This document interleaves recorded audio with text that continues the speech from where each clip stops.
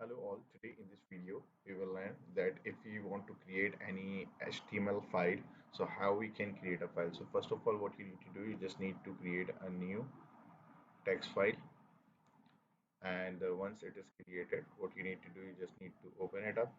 So just copy this. So here this doc type HTML shows that it is HTML5 document, and this tag represent that this is the HTML, and this is the body tag. This is H1 and P1 tags. We will further discuss in our next videos that what are the HTML tags. So first you just need to know that if you use this tag of document type HTML, this shows that this is HTML5 document. This HTML tag represent this is the HTML document. So any tag you open, you should have to close this. So first you have created the HTML tag. Now you will just close the HTML tag, and in the body we will use h1 and p1 tag. So we have created this body tag, and here we have closed this body tag. Now here we have open up the h1 tag, and now you can see that this is also closed. So any tag which is open should have the closing tag as well. So what we need to do, we just need to save this document.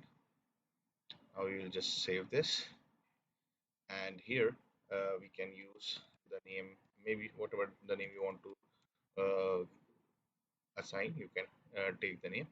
Now here you need to do the all files, and here you should ensure that the encoding must be in UTF-8, and you can just save this document.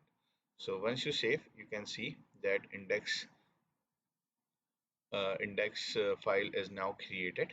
So and you can see that this was shown as a text document, now it is showing as a HTML document because it shows the browser icon. So now if I just open up, it will, here you can see that it is now opened in your browser. Either it can be Microsoft or it can be your Google Chrome. So now you can see that this HTML document is your web page, and it is showing whatever we have written in the text document, like my first heading, my first paragraph.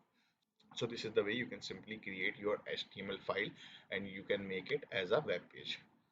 So thank you for watching.